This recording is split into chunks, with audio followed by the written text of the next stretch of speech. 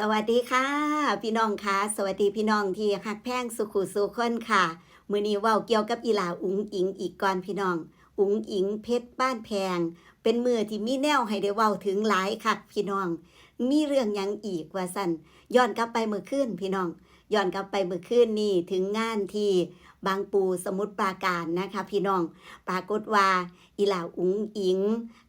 ออกมาหน้าเวทีเนาะ พ่อแม่ FC แฟนคลับแน่นเต็มคือเก่าเหมือนเดิม คือสาวน้อยเพชรบ้านแพงไปทำการแสดงทางสมุทรปราการนี่กะไปดูนะคะพี่น้องนี่รอบนี่ไปหลายเทื่อแล้ว แต่ก็ยังเหนียวแน่น แล้วก็แน่นขึ้นซุมื้อคืนนี่แห้งคักหลายพี่น้องเอ๋ยมื้อคืนนี่มืดฟ้ามัวดินสำหรับผู้ที่ไปเบิ่งสาวน้อยเพชรบ้านแพงไปหาลูกสาวไปหาอีหลาอุ๋งอิงนะคะ แน่นอนพี่น้องอุ๋งอิงนอนหลับได้เงินหมื่นนอนตื่นได้เงินแสนแบมือไปได้เงินล้านติบหนาเวทีนี่อายะนะคะติบหนาเวทีนี่อายะว่าสันเนาะมาไล่กันหลายพี่น้องอุ๋งอิงเป็นคนที่มีมาไล่ซุมือมีมาไล่ซุมืออีหลีพี่น้องบ่ว่าจะโอนมาบ่ว่าจะปอนมามาในรูปแบบต่างๆเอามาใส่ไม้ใส่มือให้หอดหน้าการหน้างานหอดหลังเวทีก็มีพี่น้องคะด้านหน้าเวทีช่วงคอนเสิร์ตช่วงคอนเสิร์ตช่วงเตยล่าช่วงออกล่ำคือมีมาไล่ตลอดพี่น้องมีติบตลอดว่าสันเถาะนะคะและพิเศษเลยค่ะพี่น้องรายงานลังเทือเอิ้นหาสอบปุ๋ยกระสอบปุ๋ยว่าสันนะคะลังเทือเอิ้นหาถุง กระตานี่ใส่จนล้นพี่น้องกระตาพี่มอนอิงนี่เนาะถือน้ำกลนนี่ใส่จนล้นพี่น้องมื้อคืนนี่ได้กระคุพี่น้อง สิเว้าเรื่องนี้แล้วพี่น้องเอ้ยมื้อคืนได้กระคุว่าซั่นโอ้ยจนแม่บีว่าแม่ว่ามันคุน้อยไปว่าซั่นแม่ว่ามันหน่วยน้อยไปได้ลูกว่าซั่นแม่นอยู่อันมื้อแลงเอาคุใหญ่ๆให้ลูกสาวแน่เด้อพี่น้องเอ้ยจะเป็นคักหลายกระตากระเต็มเนาะกระสอบกระเต็มคือว่านั่นล่ะนะคะมาไล่กระเต็มข้อแล้วกระคุเข่าพี่น้องเอ้ยคุถังนี่ล่ะนะคะ แม่บีว่าอันแม่ว่ามันหน่อยไปได้ลูกสันแม่นอยู่หน่อยไปสิเต็มแล้วตอนที่อันเบิ่งในคลิปน่ะพี่น้องเอ้ยสิเต็มแล้วมื้อแลงผู้ใดไปหาลูกสาวอย่าลืมเอาคู่ถังใบใหญ่ๆเนี่ยเด้อค่ะเอาคู่ถังใบใหญ่ๆไปให้ลูกสาวเนี่ยเด้อพี่น้องเอ้ยคือแบบมีความตาหักแฮงพี่น้องเอ้ยมื้อคืนนี่เก็บใส่คุแหมเก็บติบเก็บเงินใส่คุพี่น้องเอ้ยก็เลยโอ๊ยให้ได้เว้าอีกเด้อน้อง น่ารักไม่ไหวแล้วว่าซั่นเนาะคือแบบมีแนวให้เฮาได้ยิ้มได้หัวแล้วก็ได้มีความสุขไปนำพี่น้องค่ะสำหรับการติดตามเบิ่งอีหลาอุ๋งอิงเนาะเก็บเงินติบใส่คุมาว่านี่นะ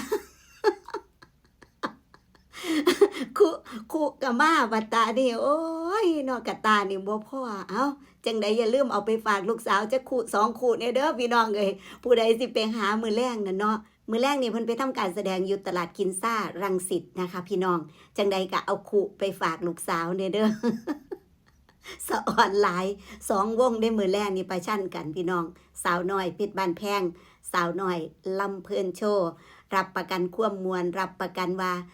งานนี้คุ้มเป็นคุ้มว่าสันเถาะพี่น้องคุ้มเป็นคุ้มแล้วก็เป็นวันหยุดนำพี่น้องไปกันหลายๆไปมวนซืนกันให้อีหลาได้เก็บติบใส่คูถังใส่กระสอบปุ๋ย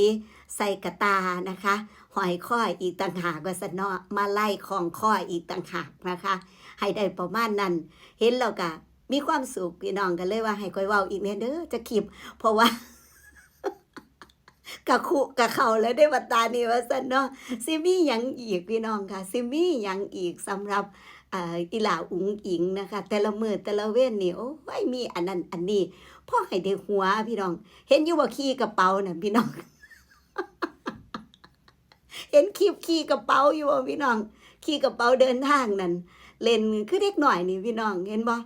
บัดที่ยามอยู่เทิงเวทีพี่น้องเอ้ยเนาะว่าแม่นนางพญาอันองค์ลงพี่น้องเวลาอีหลาอุ๋งอิงขึ้นไปเทิงเวทีเขาเอ่นว่าองค์ลงนะคะเพราะองค์ลงแล้วคือมาด หรือว่าความสง่างามบนเวทีจะฉายแววออกมาเลยทีเดียวนะคะ เปิดโตเนี่ยหลายคนขนลุกเปิดโตเนี่ยเสียงพ่อโจประกาศปั๊บเนี่ยสิ้นสุดเสียงพ่อโจเนี่ยเสียงปรบมือจะดังสนั่นดังกระหึ่มมาเลยทีเดียวนะคะแล้วก็อีหลาอุ้งอิงก็จะขึ้นมาแบบว่าเขาเอ่นว่าแบบสวยงามแห้งแบบสวยงามแห้งคือนั่งพญามาเลยนะพี่น้องคือบรรยากาศเปรียบเทียบกับตอนแบบอยู่ข้างล่างอยู่หลังเวทีอยู่เล่นจังซี่นะคือคนละอิริยาบถเลยนะพี่น้องเห็นอยู่ว่าขี่กระเป๋าเดินทาง เห็นคลิปดันบ่พี่น้องเนี่ยขี่กระเป๋าเนี่ยเห็นบ่ล่ะนั่นเห็นบ่กันเล่นคือเด็กน้อยนี่พี่น้องบัดนี้พ่อทำการแสดงเนาะช่วงห้องช่วงล่ำช่วงหยังนี่ก็คือเต็มที่ก็มองหันแล้วก็ทุกอย่างคือแบบสวยงามแห้งแต่ว่าบัดนี้พ่อมารับติบได้บัดนี้ก็เป็นอีกแบบนึงพี่น้องโดยเฉพาะถ้าแม่นเตยล่าแล้วนะเตยล่าแล้วที่เตยลาแต่พ่อแม่บ่ยอมล่า พ่อแม่บ่ยอมเมื่อพ่อแม่บ่เมื่ออีหลาก็บ่ลงเวทีคือกันประมาณนั้นน่ะพี่น้องช่วงนึงก็สิเล่นก็สิเล่นก็สิหัวกับพ่อแม่หรือว่างานหน้ามันอยู่ใกล้กันไปบ่พ่อไปบ่ไปเด้อมื้อแรกก็จะเล่นแบบก็จะเป็นอีกอิริยาบถหนึ่งพี่น้องก็เป็นอีกอารมณ์หนึ่งประมาณนั้นอุ้งอิงเนี่ยเป็นแบบ2บุคลิกแบบนี้เลยนะคะเป็น2บุคลิกแบบบุคลิกเด็กน้อยตาฮักขี้เล่นขี้ดื้อประมาณนี้แล้วก็บุคลิกแล้วก็อีกบุคลิกหนึ่งคือบุคลิกองค์ลงพี่น้องเอ๋ยศิลปินนางพญาอยู่บนเวทีสง่างามดุจนางพญาดุจ ผู้ใดก็ว่าดุจนางพญาหงส์ขาวซะ โอ้ยเนาะอันผู้คอมเมนต์ก็ได้ เห็นคอมเมนต์แบบตอนอีหลาเปิดโตอยู่ใต้คลิปอันเสียนนท์ดอกพี่น้องสาวนยุนไปอ่านดุจนางพญาหงส์ขาวบน มีน้ำตีกันเลยว่าเนาะคือสวยงามแบบเป็นองค์ลงนั่นล่ะพี่น้องประมาณนี้เขาใส่คำนี้คือแบบสวยงามเป็นแบบเปล่งประกายเปล่งประกายออกมาให้เฮาได้ชื่นชมแล้วมีความรู้สึกว่าคืออึ้งทึ่งกับความสามารถกับที่เป็นหมอลำที่เป็นอุ้งอิงน่ะค่ะแต่พออีกอิริยาบถหนึ่งคือขี่เล่นหัวเป็นเด็กน้อยเป็นลูกเป็นเด็กน้อยผู้นึงที่เล่นก็พ่อแม่แบบนี้นะคะกับเป็นจังซี่มาแต่ไหนแต่ไรพี่น้องตั้งแต่เห็นอีหลาอุ้งอิงก็จะเห็นบุคลิกแบบนี้เนาะถ้าบ่ได้ขึ้นเวทีก็คือเด็กน้อยคนนึงแม่นบ่พุ่นอยู่ตรงหน้างุ่มปลาอยู่กับอันน้องวันใหม่พุ่นแม่นบ่ ใส่หมวกกันน็อกอยู่พุ่น งุ่มปลาอยู่พุ่นว่าสันจับปลาอยู่พุ่นน่ะเห็นบ่แต่ว่าถ้าขึ้นเวทีก็สวยงามไปอีกแบบนึงก็คือเป็นหมอลำที่โดดเด่นผู้หนึ่งแบบนี้เลยนะคะพี่น้องซึ่งหาตัวจับยากว่าสันทอหลายคนนี่บอกได้เลยว่าโอ๊ยหาบ่มีแบบนี้หนึ่งเดียวในใจเพิ่นว่าหนึ่งเดียวที่เห็นหลายยุคหลายสมัยมานี่แม่นบ่ตั้งแต่10 ปี20 ปี30 ปีจักปีละหลายคนเว้าเพิ่งเห็นนี่คือเพิ่งเห็นว่าสันเนาะแบบอุ๋งอิงเพชรบ้านแพงเนี่ยเพิ่งเห็นพี่น้องค่ะนี่คือสิ่งที่อยากจะเว้ามื้อนี้อย่าลืมนะคะ